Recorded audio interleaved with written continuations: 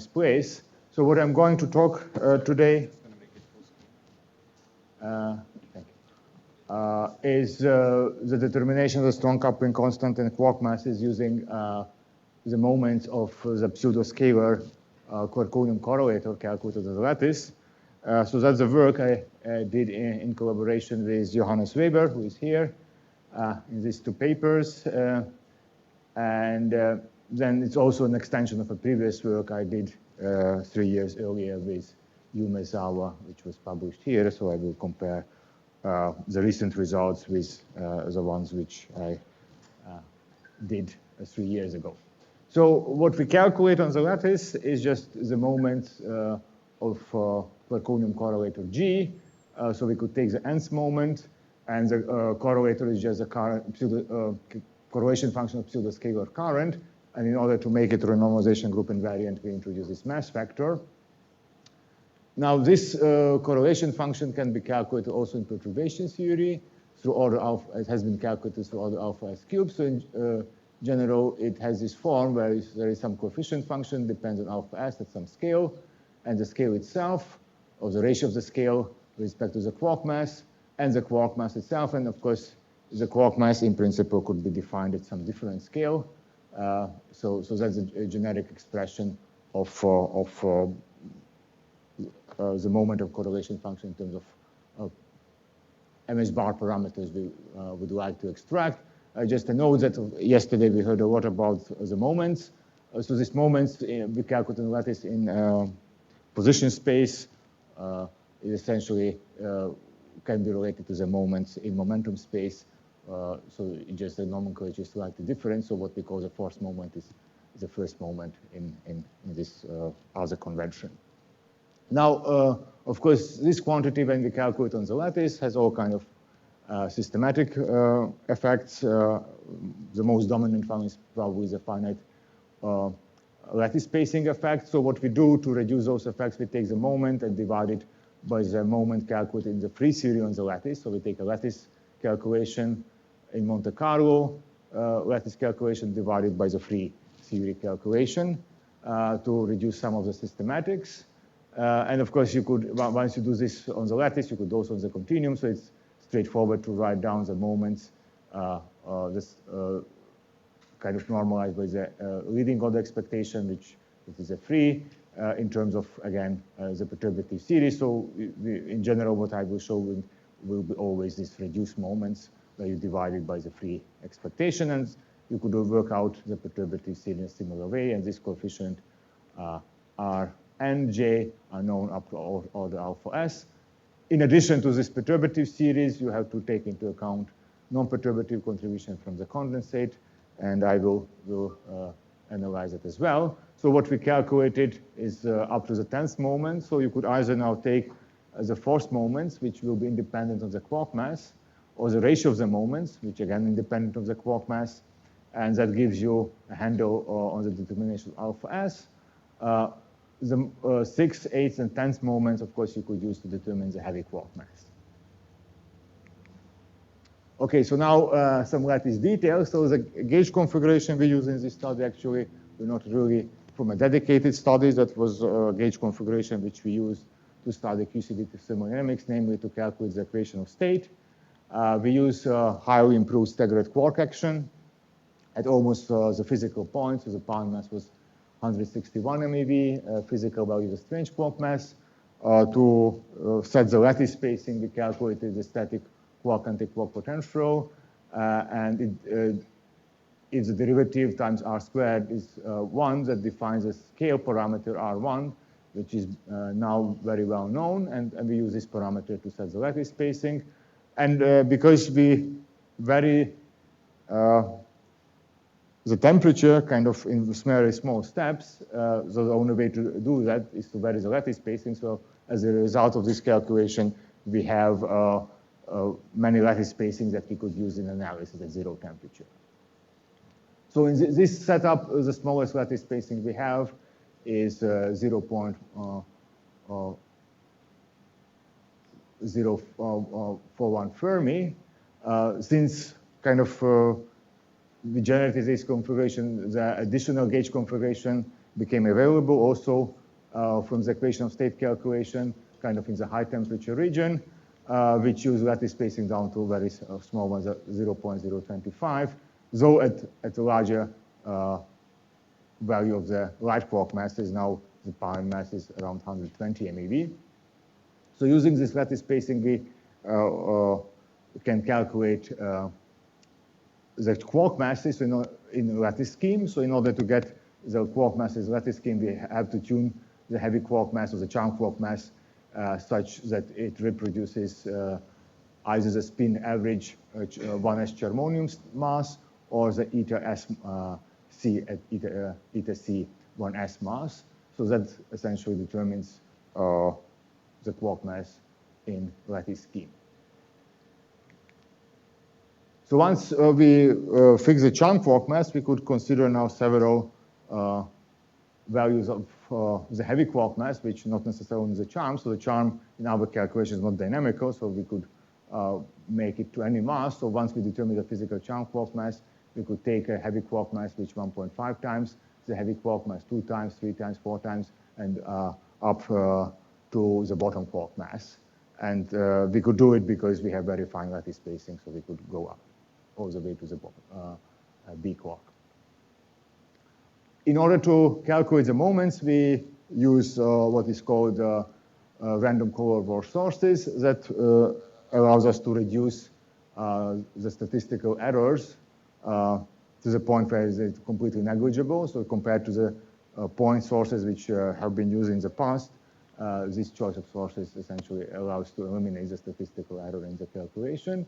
So all the errors that you will see as essentially different kinds of systematic errors. So one of the important errors is the volume error. So because we have so small lattice spacing, it means the physical volume is pretty small. So of course that's a big concern whether we could control it. So we estimated the finite volume effect in the free theory, and they're kind of significant for the smallest lattice spacing, as you will see. Now, the other effect is the effect of heavier than physical quark mass. So, as I said, the main data sample is a strange quark mass over 20, which is close enough to the physical points that you wouldn't worry about C quark mass dependence, but there's 3 data points, which is a heavier quark mass. So what we did, we compared the calculation at these 2 quark masses at somewhat larger lattice spacing, where we have both, and we essentially see no quark mass dependence within errors. So what we do then, we combine these 2 data sets, and that allows us to get all the way down to very fine lattice spacing up to 0.025 Fermi. And here I show the force moment as function of the lattice spacing, now given units of the heavy quark mass, and the ratio of the 6th moment to the 8th moment. And what you see is that there is quite a non-trivial temperature dependence. So here I show our lattice results in the red. You see very many lattice spacing down to very small one, and then the HP-QCD result from 2008 and 2014 as the green and the blue ones. And of course, they also have fine lattice spacing, but their coverage in small lattice spacing is much sparser. Now, of course, what we do usually in lattice calculation, we just extrapolate it with 1 over a squared, and that is shown as a dashed line, but you see that that really only works at extremely small lattice spacing. In general, you have to use a much more complicated form to extrapolate to the continuum limit, at least for R4. So what we did in general, we assume that the lattice spacing depends given by this form. It's alpha Si, and that's alpha Si because at alpha S0, so that at 3 levels there is no lattice cutoff effect in the 3 moments. So any cutoff effect should be proportional to alpha, and then of course it can be only even power lattice spacing. And then we take fits up to I equal 2, so 2 terms in alpha S and J equal 5. And alpha S, for alpha S, we use what is standard in lattice literature. It's kind of an estimate of the normalized coupling called the boosted coupling, where you take the bare coupling and divide by the bracket expectation value. the tadpole parameter to the 4. So there is a significant lattice spacing dependence, and you have to now study with different forms and see what are the systematic effects due to your extrapolations. So because we have, of course, many data points, so in fact, we could do these complicated fits without without invoking any kind of Bayesian type of analysis as was done in HPQCD analysis. So here, kind of the results of different fits. So I show here the fit results for R4 for different quark masses, and then the ratio of R6 over R8 as an example. So that's kind of analysis we did. We take different fits. So this parameter 1 and 2 essentially is just the number of terms in alpha in the series of alpha S and the quark mass. So you could take up to 1 term in alpha S or 2 number in quark mass, or 2 and 5 and so on. And of course, in addition, we play around with kind of skipping some data points. So if you have only a few parameters, like you have only 1 power in the lattice spacing squared, 1 power alpha S, that means that you have to restrict your fit range to very small values. So here, in the subscript here, refer to the restriction in the range of lattice spacings that we used. So after we did all these fits, we compare all the fits that we did, more or less agree with an error. So we take a weighted average and then assign an error such that each individual fit kind of has an overlap with this assigned error band. So that's how we finally get the continuum results from this analysis. And now, of course, we have the continuum results. So everything is ready to extract the alpha S. But before we go there, let's just compare with the previous results. So the red points here show our present results. The blue points show the previous results, in particular the calculation done I did previously with Yumezawa, so it's MP16. And we see some discrepancy between the two, and that's now it's understood. So in the previous calculation, we had used point sources, the error were much bigger, and all we did was a simple extrapolation of a squared to a to the 4th. And that was the only thing we could do because the errors, the statistical error were large, so didn't make any sense to kind of try and explore more systematically the dependence of fit ansatz. And if you do that, it's just such a simple extrapolation, and you end up here. HPQCD, of course, also they did more complicated extrapolation using Bayesian fit because they didn't have that many points. So I would say that for R4, our present result sort of agrees with HPQCD for the ratio. For the R4, for the ratio, we're also in agreement with HPQCD, more or less, right? And now the question is how well do we agree? So in principle, now what we could do, we could perform a weighted average of all the lattice results.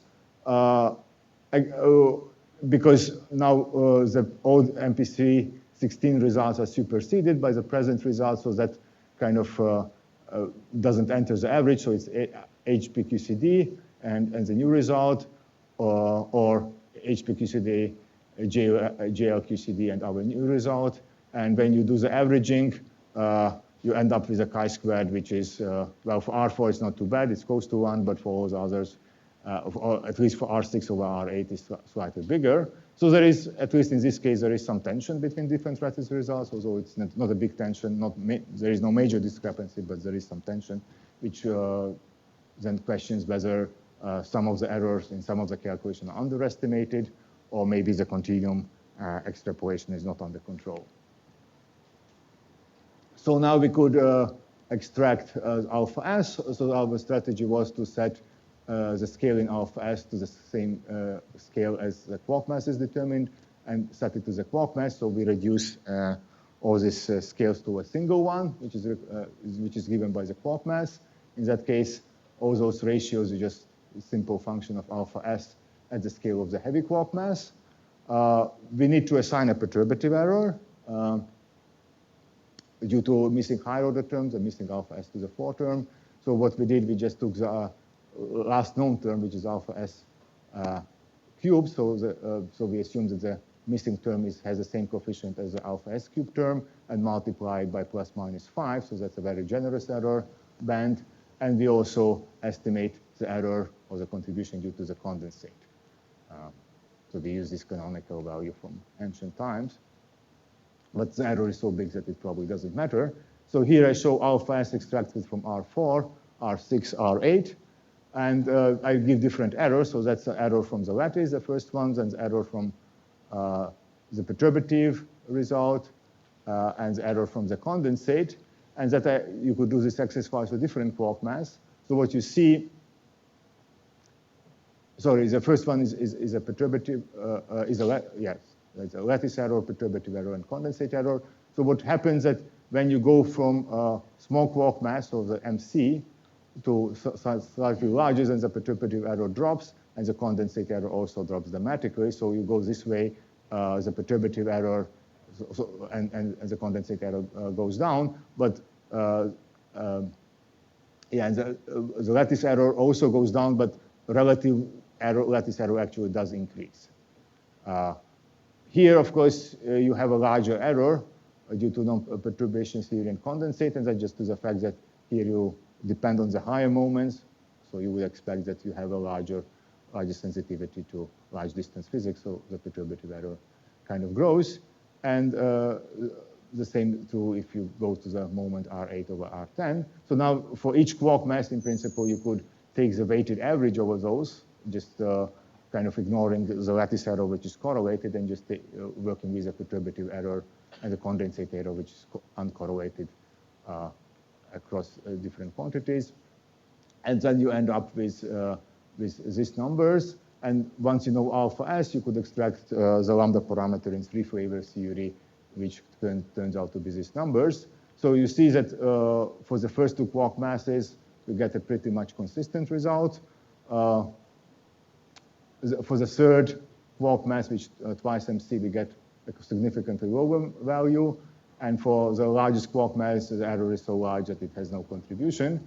So you may say, well, maybe this MH over 2MC result is a bit of outlier, but at the moment we have no reason why to ignore it. So we just take everything, we take a weighted average, and then use a spread of different values to quote the error. So our final estimate based on those numbers is 298 MeV plus minus 16 for the lambda parameter in 3-flavor theory.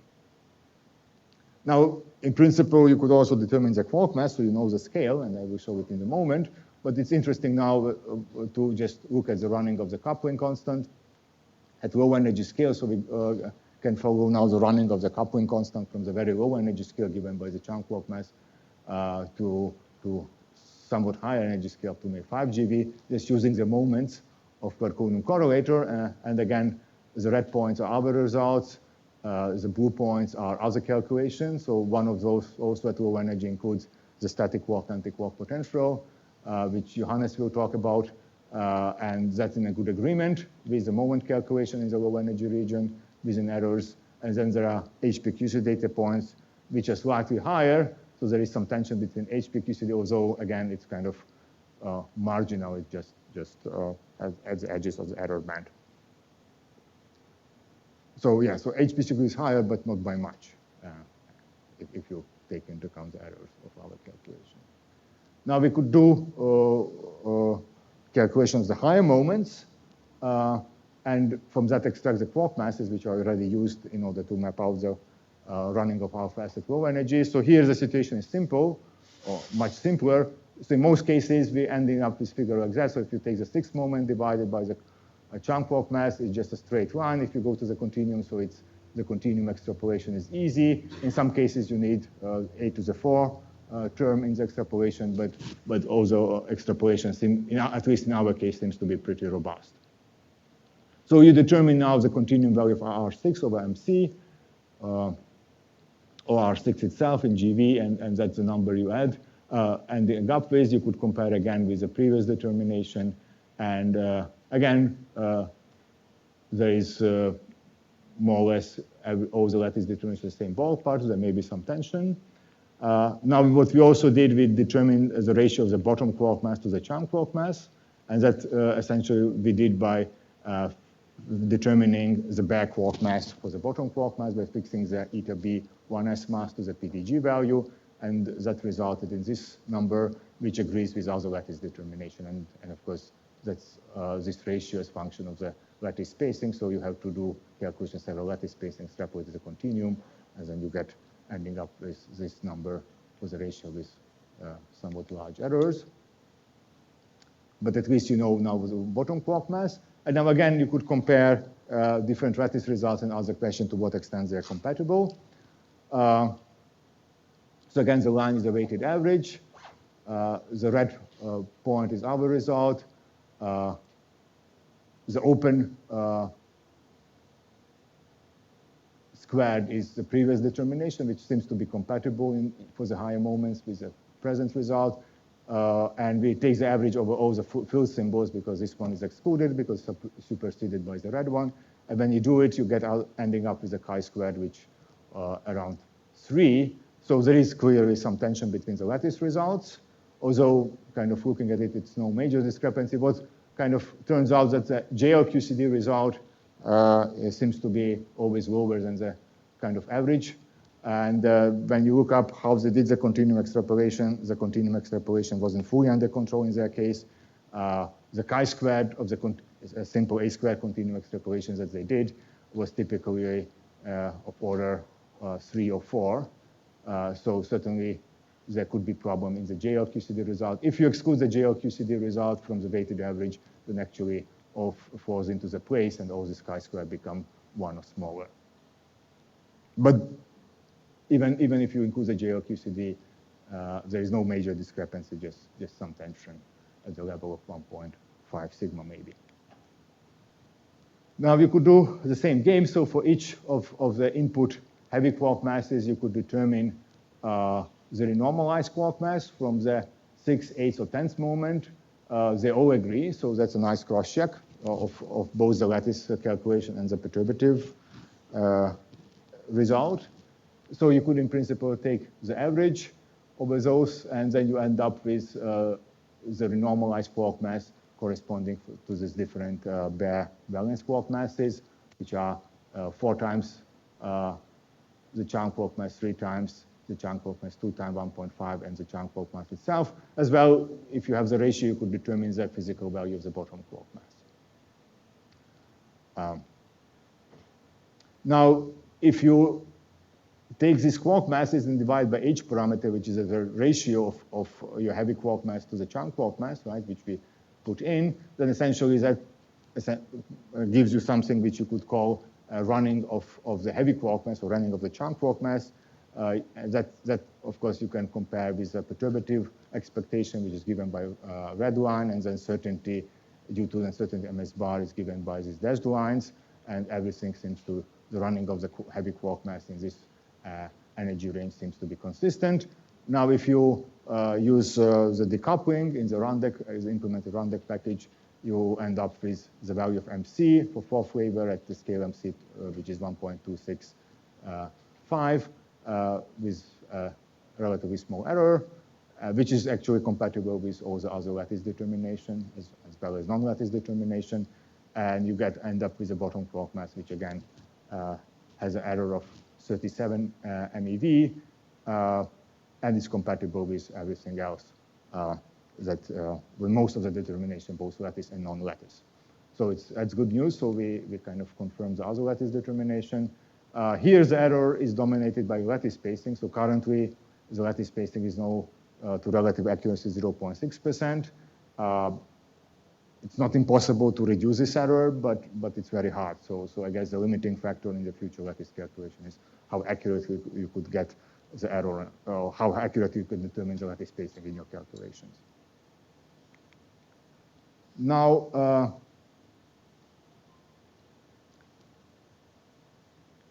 we could also determine the strong coupling constant MZ, again, using decoupling.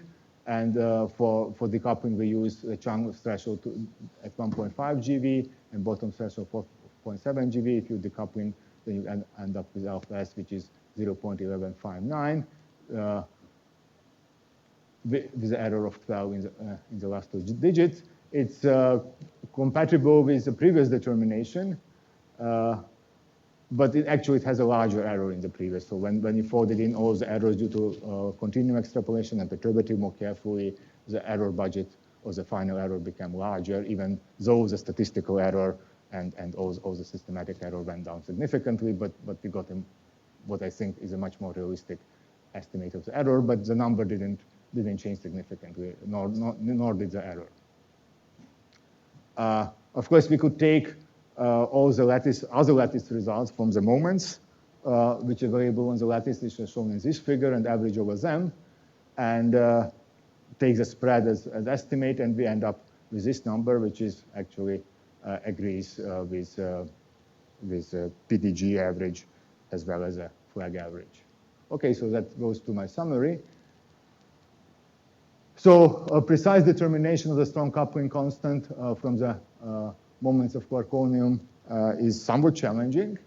And the main challenge, I think, is large lattice spacing or large cutoff dependence of the lowest moment and also the ratio of the moments. So those quantities you need to control very well in terms of continuum extrapolation to have a reliable alpha S determinations. And there are also significant uncertainties of weak coupling calculation. Alpha S cube seems to be not necessarily enough. The most recent determination by alpha S from this method resulted in the value of 0.1159 with an error of 12, which is smaller than HPQCD result, and it has a larger error. For the heavy quark mass, the situation is better, so the lattice spacing effects are smaller, continuum extrapolation is much easier, and what we get out of it is pretty much compatible with other determination from moments and also other lattice methods. If you take the average of the lattice methods, of the lattice determination of the moments, you're getting out an alpha S which is compatible with PDG value. And finally, of course, the challenge is we need to resolve the tension between the different continuum extrapolated results. And of course, other source of discrepancies could be due to perturbative error. So in that sense, I'm kind of was excited to see there is progress of the phi-loop calculation. And once the phi-loop calculation completed, that certainly will help to reduce the errors and get a more consistent picture. Thank you very much.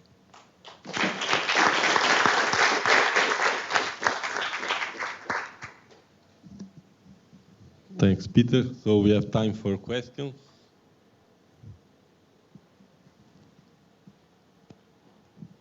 So, sorry if I missed that, but how do you estimate the systematic error that is related to your continuum extrapolation? So the systematic error of the continuum extrapolation is essentially done by trying all the fits. So we have this general form, fit form, right? Which in principle, if you include enough terms, is capable of fitting all the lattice points, but you never know, right? So what you could do is just do different fits. You do the simplest A² fit, just including the lowest 3 points. So that's one possibility. Then of course, you include a little bit more terms in this sum and go a little bit higher and go take into account all the data points and go to the very end. But I mean, do you really have in these fits place for 7 parameters? Or do I misunderstand this? Yes, in principle you do. In some cases, what you have to assume, though, I didn't mention that of lack of time, that you could assume that, well, these coefficients in subsequent alpha S, right? I mean, the AM dependence, of course, can be fitted. So if I just assume that it's 1 power of alpha S, I certainly could fit with a polynomial and it have enough points to go up to 5th order. There is no question about it because errors are infinitesimal, right? So the errors are much smaller than symbol size, right? So yes. 5 parameters you could easily do. Now the question really is how many power of alpha S you could include because alpha S itself doesn't vary that much in that range. So So my statement, you could, if you don't want to do anything, you could include maybe 2, kind of reducing the number here. Or what you could say, I have take 5, but then I have to assume that the next term in alpha s is some fixed proportion of a fixed fraction of the previous term. So I say take this fraction to be 1 or 1/2 or 2, right? And those are denoted here in some cases the subscript C. So that means constraint fit where the alpha s squared term or terms in the sum are not very freely. You throw some number 2, 1 and see what it does. And then of course you get all these fits. One more question. I had 2 questions. Continuum extrapolation, do you know? I mean, from a semantic effective action analysis, I can prove that leading orders are a squared for staggered, but I'm not sure that it's really an expansion in powers of a squared to the high orders that you go. Do you know for sure that this is an a squared expansion? Well, it would be strange in semantic action if it would have odd powers. So I would say we know that it's a squared. So I think when we know it's a squared, what else could it be for semantic action? Do you have a semantic effective analysis proof of that? Or? Do I have a proof? I mean, people often say that staggered is an a squared expansion, but I'm not sure that that's actually true and that anybody actually looked at that at high orders. I mean, higher orders in a squared. Maybe it's a squared plus 8. Well, I mean, okay, let's put it this way. If you're at 3 level, I think that could be, but a to the 7. A to the 7. Anybody know? Sorry?